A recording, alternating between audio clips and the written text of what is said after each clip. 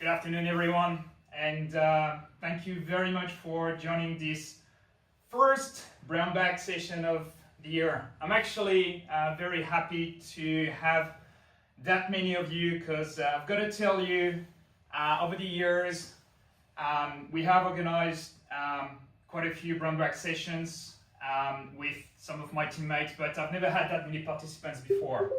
So I may know the reason why, I may have a pretty good idea, but I'll get back to it later, okay? So, first of all, let me remind you the title of this presentation. Creating Superior Customer Value. Do you guys see any IT term in it? Nah, there's none. Because today, I'm not going to be talking about IT, I'm not going to be talking about big data, security, or even testing. Today, I want to talk about a pragmatic topic and best practices that you guys, anyone and every one of you, can use as early as this afternoon. You will not have to wait for a new mission to come around. You will not have to wait for a new customer to show up. What I am about to present is immediately actionable. And it is actionable not only in a professional environment, but also in your personal environment, at home with friends, okay? So, don't get me wrong, okay? All of you have already heard these principles and best practice before, one way or another. But as we get busy, sometimes drowned under with urgency and pressing matters, chasing customers and so on, we tend to forget what's very important in the eyes of our customers. And this is value. Value is not only perceived by the technical tasks that we do day in, day out. There is more to it, okay? And if you really want to be recognized as a genuine value contributor, just pay attention to the next 40-45 minutes. Now, before I get into it, I've got a favor to ask you. Grab your smartphone, shut it down, put it away. And for the guys just listening to this presentation from their laptop, close Outlook. Close any chat programs. Close everything except GoToMeeting. It is my experience that without these interferences, we get a lot more out of those webinars. Thank you. So, I've got 45 minutes to actually tackle the following questions. What's value? Why do I believe that value is so important and we should be focusing on value? How can you guys drive value creation? Why trust is a big part of value? And then we'll just finish up with some Q&A. Have a read at this quote. If business is the art of creating value, then we all must understand the concept of value. Now, let's get rid of the if. Business is the art of creating value. And I'm sure that Blaise will agree with that. What's value? There are many definitions out there. But for today, I'm going to say value is the sum of the benefits generated by your actions minus the costs associated with your actions. And your actions can be anything and everything. It can be running a project, can be delivering a technical service, a product. It could be programming test cases. It can be leading a team. It can be running a company. It can be helping a friend who is having issues. Okay? So you are the key to create value. But the question to be asked is, how is such value perceived by the other parties? The other parties being your customers, your managers, your friends, your family. This is the key question. Sometimes, whatever you create is 100% perceived by the other party. And this is beautiful, and I call that a partnership. But it's not always the case. People say value can be objective. I say value is more subjective and variables. There are many variables that can influence on the amount of value that is perceived by a customer in a professional context. But for me, I've just listed the top 3. Your reputation as an individual or as a company. The better the reputation, if you do things right, the more value will be perceived. The urgency of the situation, the more urgent, the more value you will create, and that value will be perceived if you can deliver the goods. And finally, the past experience with a competitor under the suppliers. If the guys before you did a pretty poor job, if you walk in and again you can deliver whatever is important to the customer, the perceived value will just soar. Okay? But if the previous company was already pretty good at doing what they were supposed to do, you will have to actually come up with greater effort to actually match the perceived value.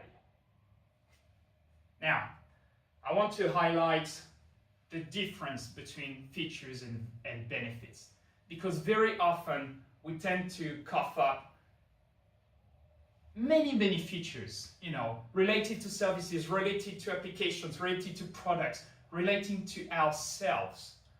But if all benefits are features, not all features are benefits.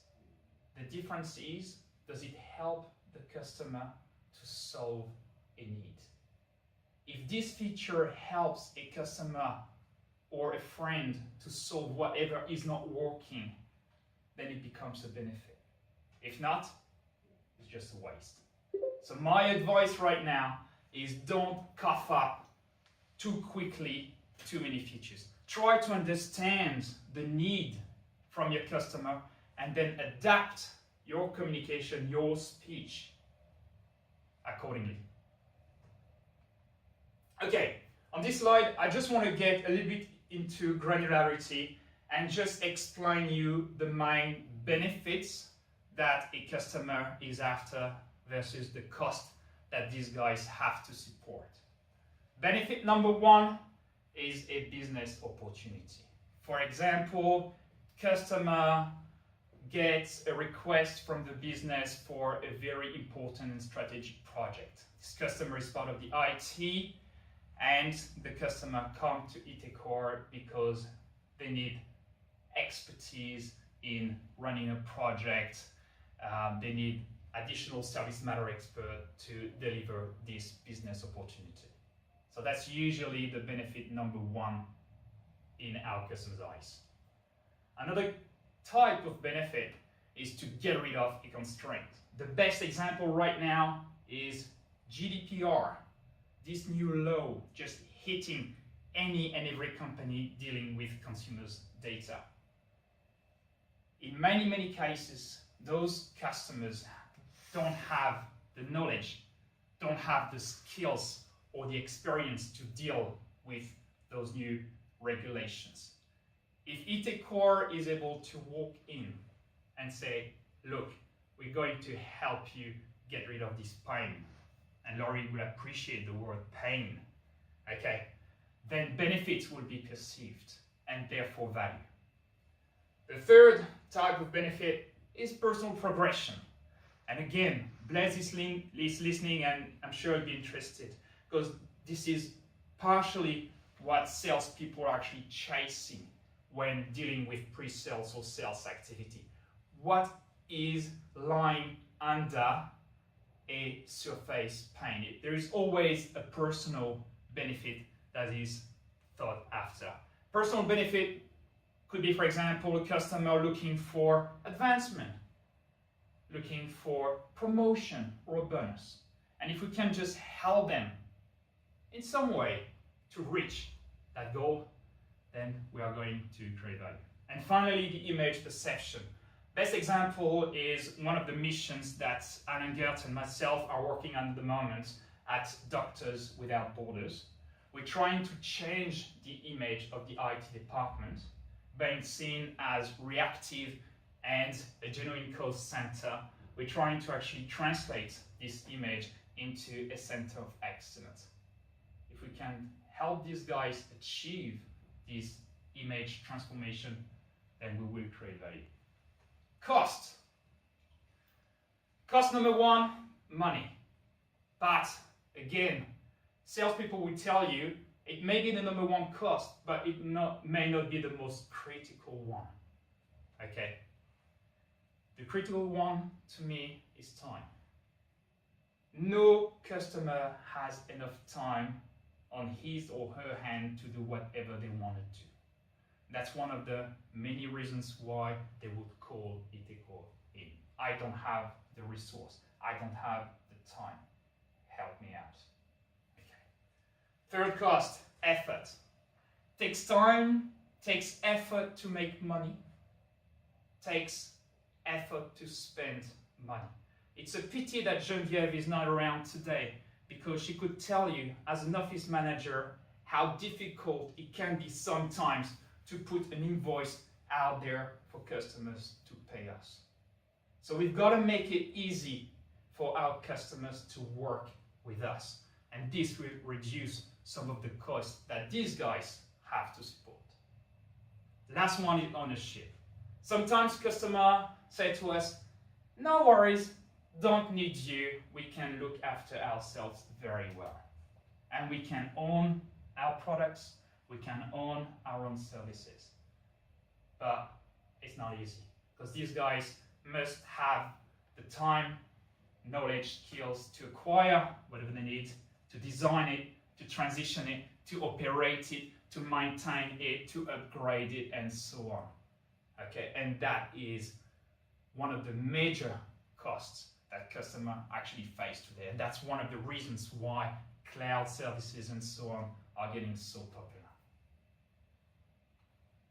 Okay, so that was the definition of value, my definition of value for today. So why do I think that we should focus on value? Take this quote from Dr. Ian Brooks. Normal employees think about their job.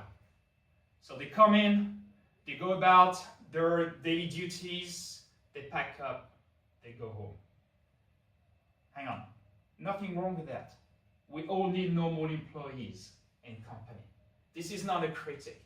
I just want to highlight the difference between normal employees and business people thinking about creating value for their customers. The difference, normal employees execute on the what. Business people think about the why and try to come up with as many hows as possible. They actually question why customers have such and such needs, pains, requests, requirements. And they try to come up with as many options as possible to create as much value as possible. That's the difference. So think about what you really want to become. This slide is in the same vein as the previous one. Bad luck, we don't get paid for the hour. We do get paid for the value we bring to the hour. I'm not going to comment on this one, but I just want you guys to remember this one when your annual review is up and you want to go up to Marie, Cécile, Blaise, Laurent and seek for promotion, salary review, bonus, whatever. If you can justify the value that you provide to your customers, the value that you provide to your peers, the value that you provide to Iteco on a daily, on a weekly basis, then you're in a pretty good spot. If you can't, ask yourself the right questions. Now, what's Itecor's mission? What are the 3 pillars of Itecor? Okay, because you're on mute, I'm going to go ahead and just state them. First one is we want to be close to our customers. Second one, we want to deliver whatever we promise. Third, we want to help them with applied innovation. What do you think those 3 pillars are supposed to do? They're just supposed to bring value to our customers. So you see how Itecor tries to be aligned with value creation that is going to be aligned with whatever the customer is after. The question is a very important question, and it works on the professional side as well as on the private side. Why people, and customers included, become involved in relationship? We all have needs today. Okay, think about the next video game you want to buy. Think about the new bike that you'd like to get. And for customers, they want to think about the next strategic project that they want to tackle. They all have needs. And what do we do when we have needs? We go shopping for solutions. Sometimes we get it done ourselves, other times we require help from partner. Okay? If those partners can deliver and help us out, it's all for the better. But if they don't, or if they promise something that they can no longer deliver down the track, well, the best case scenario, there is a bit of tension between the customer and the provider, some money being lost trying to fix things up. This is the best case scenario. The worst case scenario is that we may very well lose loyal customers. Okay, so how to cement a relationship? For me, it's based on customer satisfaction and business performance. Customer satisfaction is how you deal with the customer on the daily basis. What's your inner value?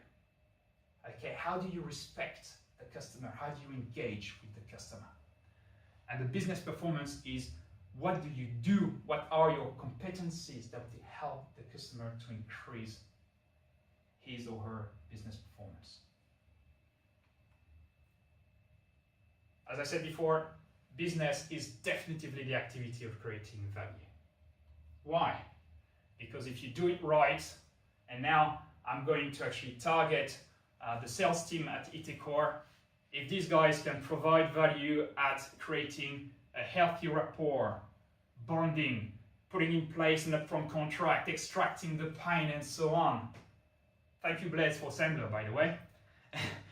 We become in a pretty good position to actually sign new customers. And this is where value resides in the pre-sales or sales activity. Now, with you guys, the consultants, you can grow existing customers' partnership because it is your responsibility to deliver what has been promised in the best of your ability. And the more you do that, the longer you do that, okay, the more value will be created. And if this is aligned with the customer needs, this value will be perceived, and that's going to get us more opportunity to grow an existing account. On the flip side, okay, if we lose sight of customer value, if you start thinking about ourselves and no longer the customer, we will lose once loyal customers. And I've got a last one, which is more personal. Okay, if you consultants can demonstrate value creation aligned with customers' needs consistently, you don't want to be a shooting star. Okay, a shooting star has no lasting effect, memory on a customer. If you can provide value consistently, you will become an asset. You will become an asset to your customers. You will become an asset to Itecor. And that is going to open up some pretty interesting opportunities for you guys. Now, how can you guys drive value creation? Rule number one. This is, if there was only one rule, that would be this one. Look through your customer's eyes. Bring the customer's world into your mission. Bring the customer world into IT core. At the end of the day, it is the only important thing. Because you know what? If you get your salary paid at the end of the month, that's because you have a mission, you have customers to work with. If Stefan and the management team can actually just pay your salary, that's because IT core has demonstrated over and over again that it can create value to customers. So I urge you to invest time and get to know your customers. Just not do whatever is requested you to do, but take time off to go and have a chat with your customer. Ask if whatever is to be delivered is providing value. Ask if there is any new pain. Ask open question about anything new that would come up. It's not only the sales job to ask those questions. It's anyone and everyone's job. It's just looking after, taking care, trying to understand our customers better. Never assume. Never assume. It's too dangerous. I tend to do it myself, and 8 times out of 10, I'm actually wrong. Okay, ask open question.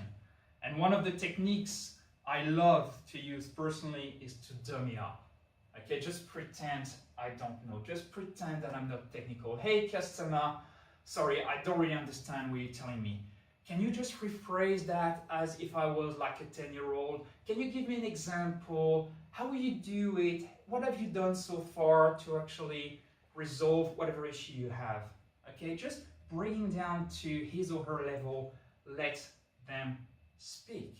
Blaise will tell you customers should be speaking 70% of the time. You guys should be speaking only 30% of the time. The more they tell you about themselves, the better armed you are to actually create value that is going to be perceived as value by the customer. Again, put the customer first. Don't assume that you know whatever you have to do to solve the customer's problem. Every customer has a different problem. Even if the theme and pain seems identical between 2 customers, they are not. They are different. So, what you have to show is empathy. We have exchanges with our customers on a daily basis, on a weekly basis. Sometimes we don't like what we hear from customers. We don't agree. We don't understand. And that's fine. But at the very least, we need to accept that they are entitled to have a point of view. You have to respect the fact that they are entitled to have their own point of view. You may not like it, you may not agree with it, you may not understand it, but you need to show acceptance. Because if you show acceptance, you actually project yourself into the customer's shoes, into the customer's world. And this is what empathy is. And that's going to be very important as a perceived value to the customer's eyes. Now, obviously, if we are not completely aligned with the customer, we'll have to work on negotiation. We all do it today. So my tip is to write down your challenges, but also write down the customers. And then, as I said before, as a business people, to actually find as many options as possible to find something that works for both parties.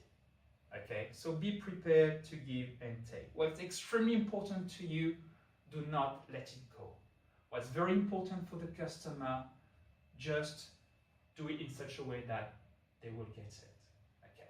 But at the end of the day, okay, when we exchange, when we discuss, when we negotiate, at the very least, we need to end up with a win-win agreement and a satisfied customer. If not, what's going to happen is the customer will get frustrated. He is going to fester that frustration for days, weeks. At some point, it will come out, and that's going to be painful for us. Assertive communication. That's another tip to actually drive value creation. Assertive communication is a full day training, and I'm not going to pretend to actually go through this very vast topic in 5 minutes. And I do encourage you to actually go and grab more information about assertive communication. But what I want to bring up today is only 2 concepts. The first one is how you structure your communication, how you structure your speech. At some point, you have to be, and not at some point, all the time you have to be honest and straightforward.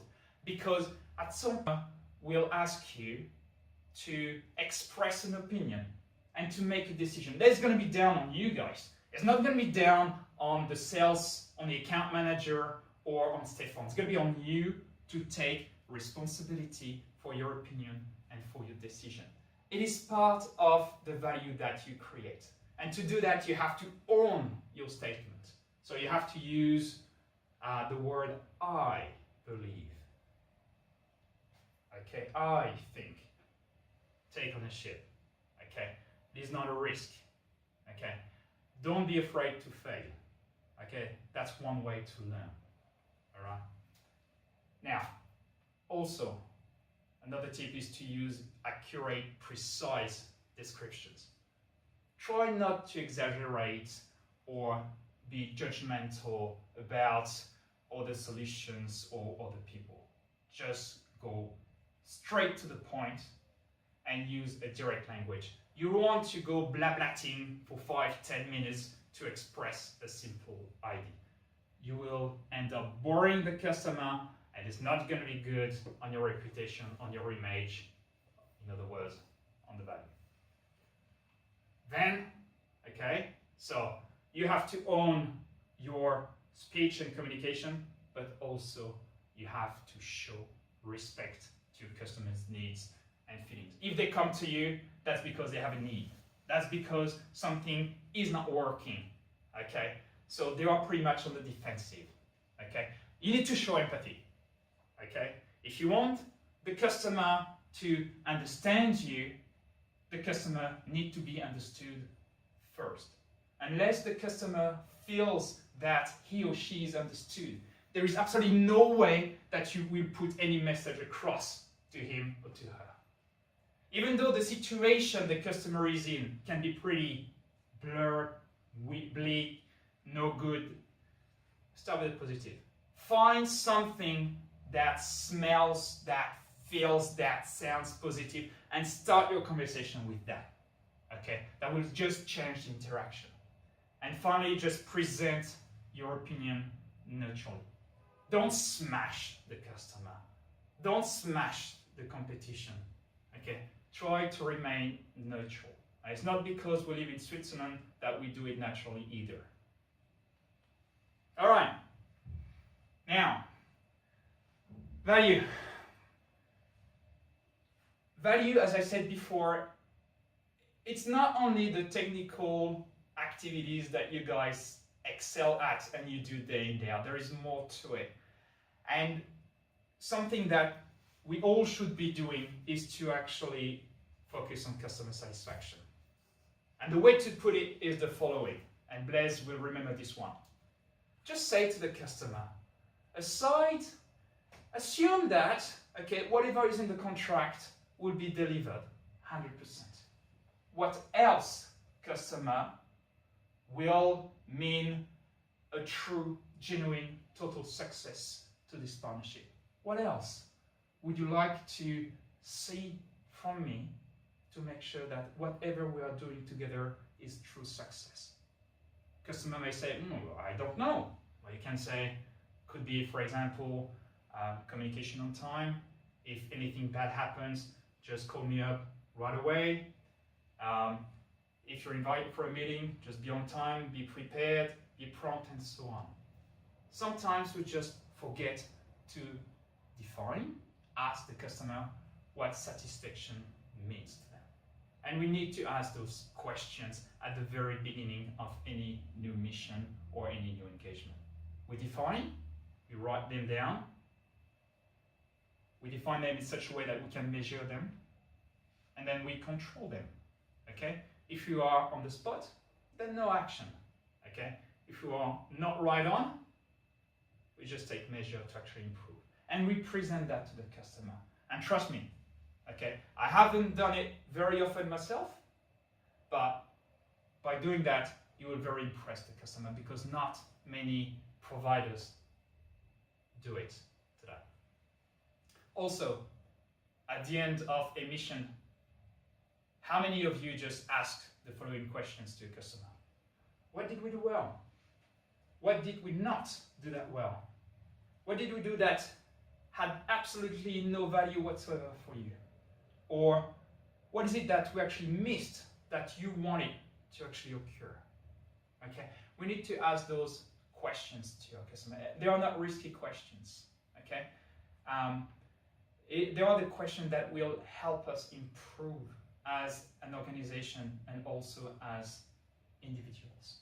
Very important to understand what we do right, what we don't do right, to be able to continuously improve and therefore increase value.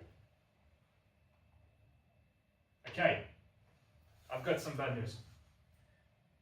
Many benefits are seen as hygiene factors. You do them well, and you will never get recognition. Customer doesn't care because that is expected. Now you do them poorly, trust me, you will feel the consequences.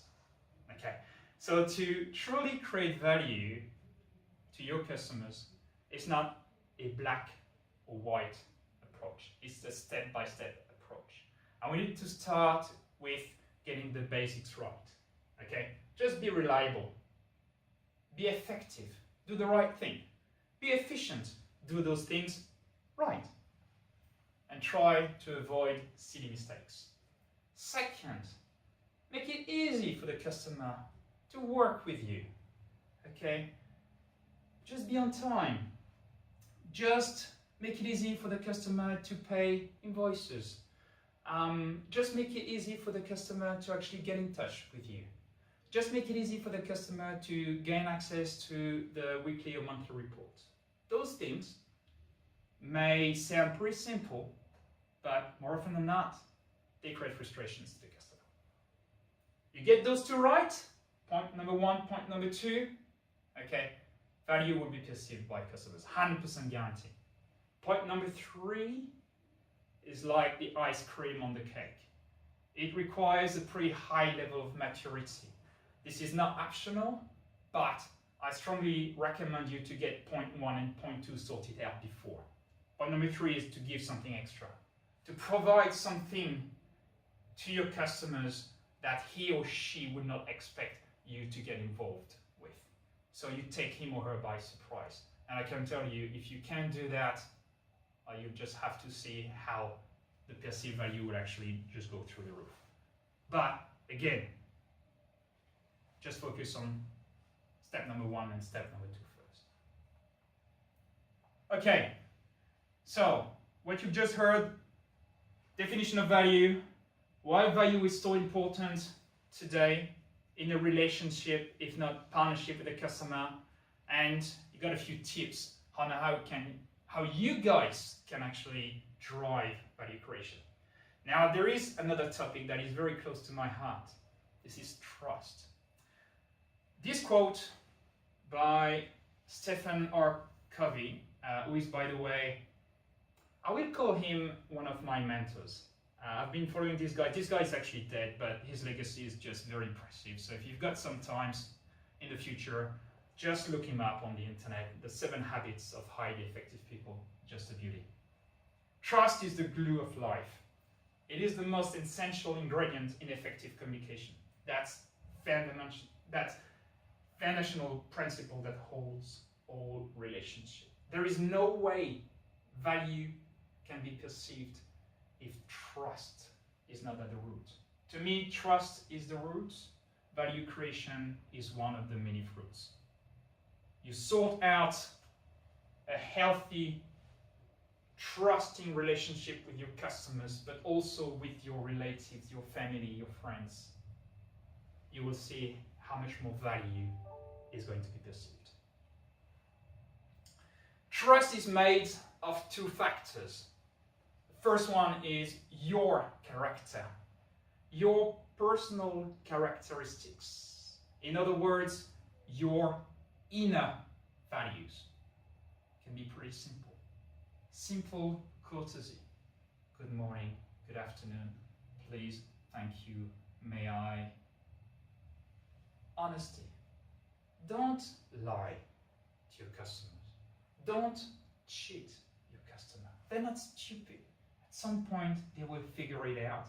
And I tell you, the boomerang will be pretty painful to you. Just be loyal, not only to your customers, but to your workmates. Okay, when I say loyal, try not to badmouth someone that is not present today in front of your colleagues, because there is nothing preventing your colleagues to actually bad-mouthing you when you're not around. It's much greater to be respected than to be liked. Just remember this one. Take responsibility for yourself. Try not to blame others for any poor result, outcome you may have. Raise your hand and just assume responsibility. That's an absolute mark of your character. And if you screw up, because we all screw up from time to time, just learn to say sorry. It's another act of responsibility. So your character is very important. If your character isn't right, the customer will actually find out, and you will be a long way from creating that trusting environment that you should be looking after. And the second factor after your character is your competencies. We all make promises to our customers.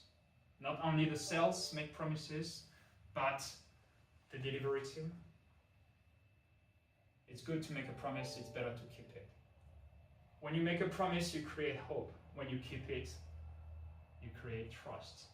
So do whatever you are, do what you say you are going to do. Okay, don't try to go over the line, just try not to put yourself too much ahead. Just make a promise that you know you can deliver. Always try to develop your skills, grow experience, and don't be afraid to fail. Itecore is a beautiful environment to do that. The consulting industry is actually a great environment. So I strongly encourage you to keep on learning on a daily basis, on a weekly basis, to actually grow your experience. You've got to have a plan. Okay, even though sometimes the mission is not very clear, pretty vague, or you may be working in a very agile environment, you need to have a plan on the end result. You have to actually structure your mind on whatever you want to produce. And if it's not technically related, at least when you start something new, you need to actually be clear with yourself what sort of new skills, what sort of knowledge I want to develop over this opportunity. Communication and collaborations, to me, they go hand in hand. We never communicate enough, we never collaborate enough. My take on this one is share. Share as much as you can with your peers, with your customers, with your manager. Because as you share, you will make yourself valuable. Never hold information, share information. Share knowledge. If you share, you learn. If you share, you get better. Okay, and if I take this one for myself, by sharing this presentation today. It makes me feel good because I love sharing, and I know that I'm going to be able to use those good practices even better later on, because the more I go through them, the more I share them, the more I understand them.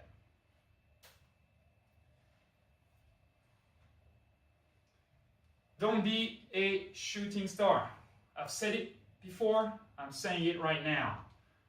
You can have a good character, you can have amazing competencies, but just make sure that you do it consistently. There is no value in the customer's eyes if you do it fantastically well for a week, a month, and then you completely disappear from the surface of the earth. You need to be consistent in whatever you do. You need to be consistent in your traits of character. You need to be consistent in your approach to self-development. Okay, don't give up, be consistent, and develop that habit of excellence. Your ultimate goal, and it's nice to have a goal, as an individual, as a company, you want to provide so much trust and value that people will be disappointed if they cannot do business with you. Write it down, and that's going to help you just keep motivated. Be effective before being efficient. Do the right things, have some common sense before you actually act on them. You want to do the right things before doing the things right. My personal tip, be proactive. Just try to focus on the things you have control over. Don't try to influence your customer's boss. Don't try to influence Stefan or Blaise when you're a consultant. Don't try to influence your mother-in-law or your father-in-law if you are just like me. There's no point. We don't have enough influence. They are way outside our circle of influence. Just focus on the people you know that you can bring direct value upon. And you will see that if you do it consistently, with the right character, with the right competencies, you will just extend that circle of influence. That circle of influence will actually grow, and you will be able to reach other people. Another example is, don't blame it on the weather or on the stock market if you're losing some money or if you get frustrated one morning. Nothing you can change. Okay, don't waste energy trying to blame things that you have absolutely no control over. Second tip is, again, begin with the end in mind. Whatever you do, okay, on the personal front, on the professional front, you have to actually envision where you want to end up, okay, in terms of how much of my character or competency do I want to develop. Put first thing first. What's behind the put first thing first is the difference between what's urgent and what's important. Urgency comes from the outside, and this is projected upon us. Importance is what is coming from us. This is our inner values. If we get activities coming to us which are both important and urgent, well, they're just priority one, and we get to it right away. Now, what do you do when you have something that is urgent but not important coming to you, and also something non-urgent but important? Which one do you pick? My say is, always pick what's important and not urgent over what's urgent and not important. You guys are professional, you guys have experience, you have to actually trust your guts at some point and take ownership for your actions, but trust your guts. And finally, work collaboratively. I will never say it enough. Share information, share knowledge. You will be rewarded for that. Now what's next? Okay, because it's 10 to 1. I've been talking for the past 45 minutes. I've been sharing some knowledge to you guys. But if I have one wish for you guys moving on, is for you to take those good practices, those tips, and make them a true habit. What is a true habit? A habit is actually the intersection of knowledge, so what you've just heard in the last 45 minutes, the skills, so that's the putting into practice, but what's important is the desire, so the want to do it, the want to do it consistently. So if there is anything that you guys can actually take out of this brown bag session beyond the how, is to actually feel that desire to actually improve on your character, improve on your competencies, improve in your relation to the customer, improve on getting a better assertive communicator, and just practice. Practice as early as this afternoon, practice with your mates, practice with your family, tomorrow morning practice with customers, and make those good practice a true habit. Thank you. Thank you. Thank you, Fred. Thanks a lot. Okay, we've got a bit of time for Q&A. So I'm going to open up the floor, and I'm going to start with the guys here in Geneva, if you don't mind, because they are the closest to me, not to say the closest to my heart. There are only two here. There are only two. Everyone else is working at the customers. Do you guys have any questions? Okay, Sneja, come close to the mic. Or maybe you have more than one. I hope this is close enough. So yeah, indeed I do have more than one, but I will start with one and then keep the other one for later. Yeah. So thank you very much for putting together this impressive list of good practices. Given that you're an experienced consultant, I can well imagine that you came up with many of them. But some of them are so generally applicable and logical that I would be very surprised that if they were not already written up in textbooks or something. So in the light of your recommendation to share knowledge and resources with your collaborators, I would like to ask you to share with us your sources in case you really did get inspired from somewhere else and not only by your own practice. Yeah, that's a good question. That's fair enough. As I said before, what you've heard today is nothing new, and you may have actually heard those principles and good practices in the past from videos and previous trainings. And I've got sources, definitely. I don't own those good practices and so on. And it's good because in my in appendixes, I had actually this next slide. And these two books are actually my sources, plus the Sandler training that Blaise can tell you a lot more about.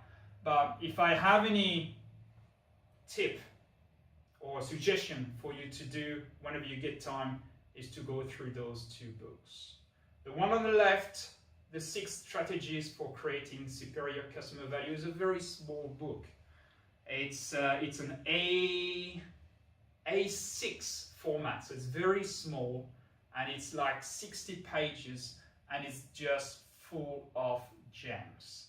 It's just those beautiful principles and good practice that you can actually apply in a professional context. Now, the one on the right is what pretty much drives who I am today. I actually came across Stephen Covey about 8 years ago when I was in Australia. That training was actually given to the Verizon employees, and I was able to actually grab one of the books and start reading it. First time I read it, could not understand the word. It was just too much good stuff in it. And I had to actually just read it and listen to it dozens of times to try to actually extract whatever I could apply on a consistent basis. So at the end of the day, these two books actually are my sources, and I can only encourage you just to spend time going through these two. So the one on the left is more for a professional context, the one on the right is personal. Thank you. Anything else? Yeah, I will put up one more question, but if there is no time, I will leave the floor for somebody else. So it's really interesting to listen about good practices and success stories. What I personally find interesting is also to hear about difficult situations and in how many ways and which ways things can actually go difficult and wrong, and how we should act then. Yeah, absolutely. More often than not, we are facing, I believe that we face more difficult situation than true success with our customers. We eventually end up being a successful factor to whatever mission or engagement we are in. But the road to success, okay, has many challenges and difficulties. And I believe, and I experienced that with Rolex, when we tried to actually sell Rolex a test platform called RunnerX, we actually struggled for 1 year. And the reason why we did struggle is we wanted to push something to Rolex when these guys were not convinced of the benefits of this product. And for many weeks or many months, we were convinced ourselves, but we're not listening the customer hard enough to actually translate whatever benefit they were expecting or whatever question marks they were having. So we're just pushing our ideas, but not considering theirs hard enough. The moment we did it, the sale pretty much came 3 or 4 weeks later. Mm-hmm. So for me is, if we face difficulties, we have to have the courage to actually come up to the customer and say, look, okay, this is not looking too good right now. Can we just have a break, sit down, and just discuss whatever is not working to try to find a compromise or something of that sort, I believe. So if we share that with the customer, okay, then we are not the only one under pressure anymore, and the customer will 8 times out of 10 help us resolve whatever is not working, because it's also in their best interest to see the partnership win in the end. Okay, thanks. Good. So basically you're saying that the problems are coming from the lack of following good practices, and the solution is to go back to the good practices. I'm saying that most of the issues today are coming from miscommunication and misunderstanding between what the customer wants and what we believe the customer wants. Yeah. Thanks. Good. Thanks, Nisha. Okay, Vevey, do you have any questions, guys and girls? No question on our side. Thank you very much, Fred. Okay, no worries. On the bridge, Skopje or the guys from your customer's office, do you have any question?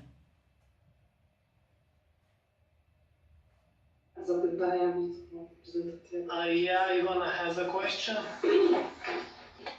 Hi everyone. Hello. Thank you, Fred, for the presentation. I was just wondering if maybe do you plan, or if it's okay to ask, do you plan to put this presentation anywhere for us to have when we want to come back to it on the good advices?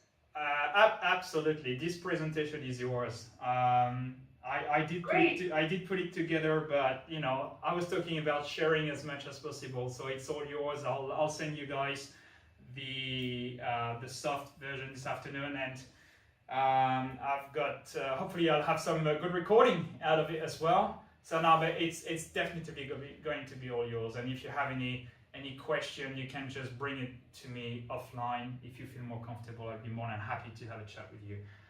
Just remember, I'm going to be around till next Monday, and then I will just disappear.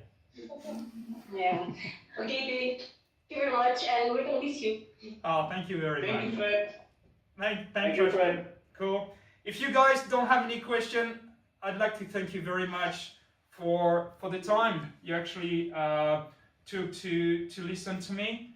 I know it was lunchtime, and I thank you very much for that sacrifice. And again, okay, for me, what I'd like to get out of this brown bag session is for you to consider those good practices, those principles to become a true habit.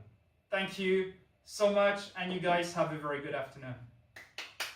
Thank you. Thank you very much. Have a good afternoon too. Bye. Thanks. Bye bye.